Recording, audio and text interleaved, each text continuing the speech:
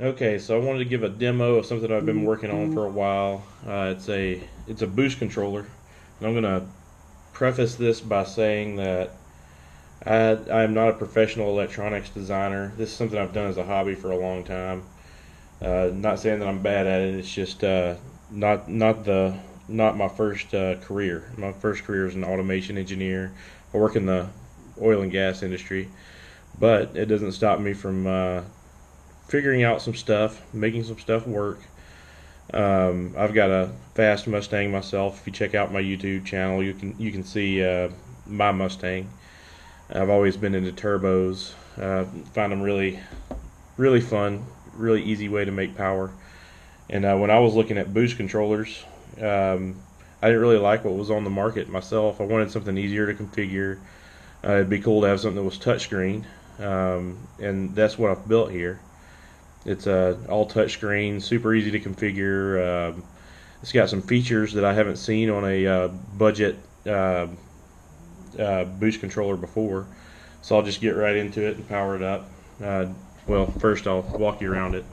So it's just all the electronics are housed in this enclosure. I've got a little test rig set up just to simulate all the inputs just for this demo video. Got it hooked up to a single Mac solenoid. It's just the standard. Everybody uses this thing. This can drive up to 4 solenoids, I believe. So you'll have no limitation there. I'll go ahead and power it up. I'm calling it the Spoolieboi. So this is what you'll see when you first log in. I don't know how well you can see this screen, but you've got wideband displayed, so you got an input for wideband on it, and you've got an input for fuel pressure. And these are the two fail safes, also including boost cut, but these two fail safes will also cut boost. So say you're running 2 or 3 fuel pumps and you lose one, your fuel pressure starts dropping. This thing's going to cut boost and save your motor, hopefully. Same thing with wideband. It's set up for lambda now, but you can set that thing up to do whatever you want, AFR.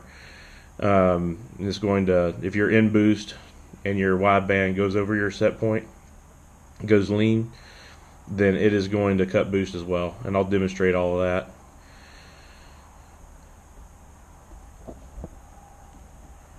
So here's the setup page. You've got 2 basic modes, this boost by time and boost by input. It's set to boost by input right now. So that boost by input can be commanded by a button, which I've got simulated on this box over here, or you can actually touch the screen and select your boost stage that you want. Some of the other settings right here, you've got boost cut PSI, so that's just your basic boost cut. You've got your fuel cut PSI, so if your fuel pressure drops below 30 PSI, in this case, it's going to cut boost. You got your wideband cut start. That is the boost pressure when it starts looking at the wideband. You've got your wideband cut setting, which in this case is 0.9. You can set these up to be whatever you want. So say you wanted 0.88. That's what that looks like. It's pretty easy to work with. So go back. Now configuring inputs is also easy. So you got your voltage minimum, your voltage maximum. So in this case we've got a 0 to 100 PSI fuel pressure sensor. It's enabled. Also wideband is set up for 0 to 2, but depending on which wideband sensor you've got, it could be anything 0 to 15 or 5 to 15. It could be a lot of things.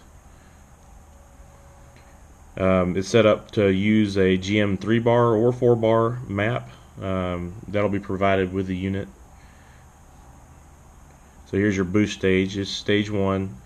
Duty cycle, gate pressure. Gate pressure is it's basically gonna hold the solenoid shut, which holds boost pressure on top of the gate and vents the bottom of the gate until it reaches, in this case, 4 psi.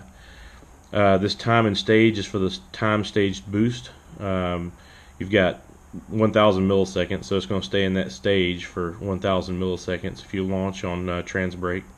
This thing does have a trans brake input. It's also got a reset input. I'll show you those functions in a bit. Just to give you a rundown of the other stages. Stage 2 set up for 30%, 6 6 psi gate, so it's just going to hold it closed. It's not going to pulse the solenoid, it's just going to hold it closed until it hits 6 and then start pulsing. Same time and stage. So you got all your other stages here. Trans brake activate, you can activate high or low.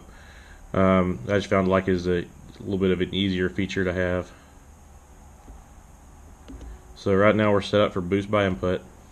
So to change stage, you can hit an external input and up that stage and then reset, or you can go right here, choose the stage you want to be in, and it'll put it right up. So we'll go ahead and come into boost.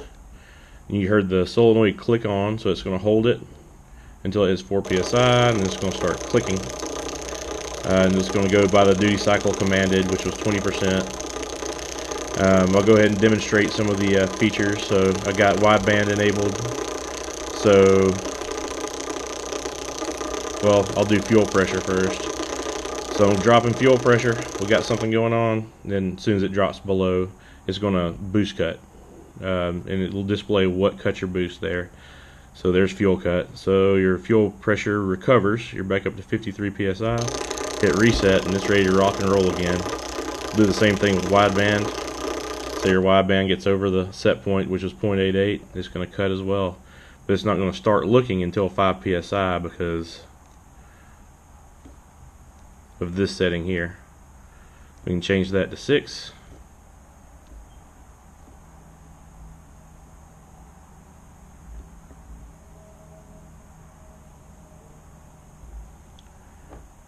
Once you change that to 6,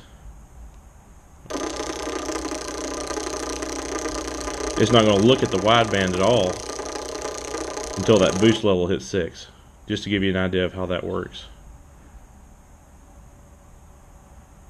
Get our wideband back under control here. Alright, now I'll show you the staged boost control. So this is going to do by boost by time. You just got to select that input there, and it just lights up. Super easy, nothing fancy. So you've got all the stages enabled, and all the stages are for 1000 milliseconds. So let's hit the trans brake. Then boost is going to come up. You let go of the trans brake, and you've launched. And you can see the stages are progressing there.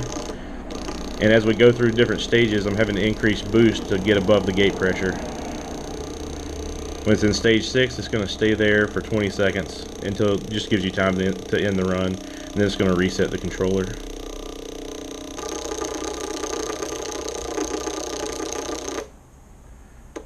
And that is pretty much a demo. If you got any questions, feel free to reach out.